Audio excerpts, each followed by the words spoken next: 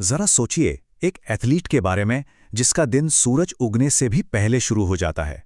पसीने से तरबतर जर्सी, हर मांसपेशी में एक मीठा सा दर्द और आंखों में बस एक ही सपना, अपने देश के लिए एक मेडल जीतना।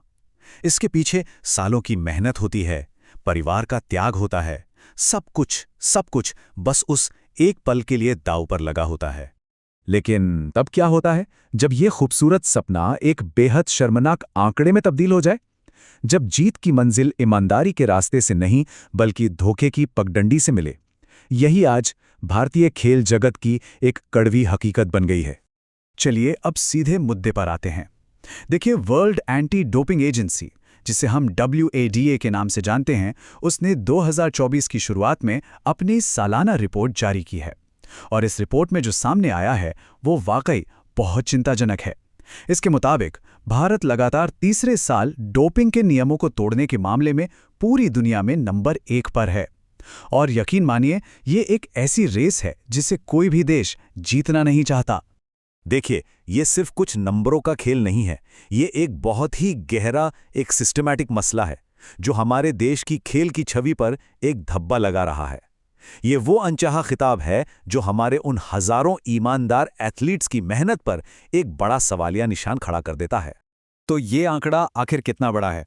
वाडा की रिपोर्ट के हिसाब से भारत में 260 मामले पॉजिटिव पाए गए। मतलब भारत में जितने भी सैंपल्स लिए गए उनमें से 3.6% पॉजिटिव निकले। ये नंबर अपने आप में एक बहुत गंभीर कहानी बता रहे हैं। अच्छा, तो थोड़ा रुककर इसे समझते हैं। ये डोपिंग आखिर है क्या? ये शब्द हम सबने कई बार सुना है, पर इसका असली मतलब क्या है और ये काम कैसे करता है? अगर मैं आपको बिल्कुल आसान भाषा में बताऊं तो डोपिंग खेल में धोखा देने का एक साइंटिफिक तरीका है। मतलब ऐसी बैन की हुई दवाओं या तरीकों का इस्तेमाल करना जिनसे एक खिलाड़ी को गलत तरीके से फायदा मिले। ये खेल की जो मूल भावना है ना, ये उसके बिल्कुल खिलाफ है। और मजे की बात यह है कि डोपिंग का कोई एक तरीका नहीं होता। ये तो एक पूरा, कह सकते हैं कि चीटर्स टूल किट है। जैसे एनाबॉलिक स्टेरॉइड्स हैं जो मसल्स बनाने में मदद करते हैं, स्टिमुलेंट्स हैं जो थके हुए शरीर में भी जबरदस्त फुर्ती भर देते हैं, शूटर्स के लिए बीटा ब्लॉकर्स हैं जो दिल की धड़कन धीमी करके हाथ को स्थिर रखते हैं, और तो और डायोरेटिक्स भी हैं जो शरीर से दूसरी दवाओं के सबूत मिटाने में मदद करते हैं। मतलब हर धोखे के लिए एक अलग औजार। तो अब सबसे बड़ा सवाल कि आखिर भारत इस हाल में पहुंचा कैसे? क्यों हमारे एथलीट्स ये शॉर्टकट अपना रहे हैं? देखिए, इसके पीछे कोई एक वजह नहीं है, बल्कि कई वजहों का एक बहुत ही खतरनाक कॉकटेल है। सबसे पहली और बड़ी वजह है सफलता का दबाव और उसके साथ मिलने वाला इनाम। आप सोचिए, एक मेडल जीतने पर आपको एक पक्की सरकारी नौकरी मिलती है, लाखों का कैश प्राइज मिलता है। जब दांव पर इतना कुछ लगा हो तो कुछ लोगों के लिए शॉर्टकट लेना एक टेम्पटिंग ऑप्शन बन जाता है। फिर आती हैं हमारे सिस्टम की कमजोरियां।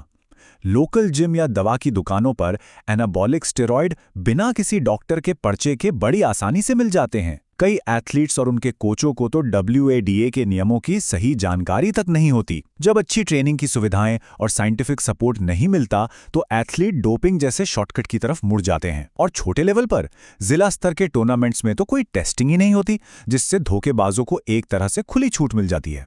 और फिर मामला आता है इंसानी और प्रशासनिक पहलू पर। एथलीट्स पर जल्दी सफल होने का बहुत ज्यादा सामाजिक और पारिवारिक दबाव होता है। ऊपर से कई स्पोर्ट्स फेडरेशंस में खराब गवर्नेंस, भाई भतीजावाद और पारदर्शिता की कमी ने एथलीट्स का सिस्टम पर से भरोसा ही तोड़ दिया है।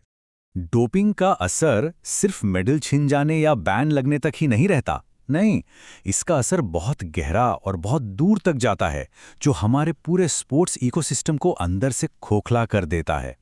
डोपिंग के कई भयानक नतीजे होते हैं। सबसे पहले तो एथलीट की सेहत पर इसका बहुत बुरा असर पड़ता है। उनका करियर बर्बाद हो जाता है, देश की इज्जत को दुनिया भर में धक्का लगता है। लेकिन शायद सबसे बड़ा नुकसान यह है, जब डोपिंग करने वाला जीतता है तो उस ईमानदार एथलीट का क्या, जिसने सालों साल मेहनत की? उसकी मेहनत तो बेकार हो जाती है, उसका हौसला टूट जाता है। और ये खेल की आत्मा पर सबसे बड़ा हमला है। तो क्या इसका मतलब यह है कि हालात बिल्कुल निराश करने वाले हैं? नहीं, इस अंधेरे से निकलने के लिए भारत में कोशिशें भी हो रही हैं। डोपिंग के इस राक्षस से लड़ने के लिए एक जवाबी रणनीति भी तैयार की गई है। इस लड़ाई की कमान संभाल रही है हमारी नेशनल एंटी डोपिंग एजेंसी यानी नाडा। नाडा ही वो मुख्य संस्था है जिसकी जिम्मेदारी भारत में खेलों को साफ सुथरा रखना है। नाडा एक मल्टी लेवल स्ट्रैटेजी पर काम कर रही है। पहला मोर्चा है टेक्नोलॉजी का। इसके लिए NADA India data administration and management system और नाडा इंडिया मोबाइल ऐप का इस्तेमाल हो रहा है। दूसरा मोर्चा है शिक्षा, यानी एथलीट्स और कोचों के लिए जागरूकता कार्यक्रम चलाना। और तीसरा और सबसे जरूरी मोर्चा है कड़ी टेस्टिंग, जो सिर्फ कंपटीशन के दौरान ही नहीं बल्कि ट्रेनिंग के वक्त भी अचानक की जाती है।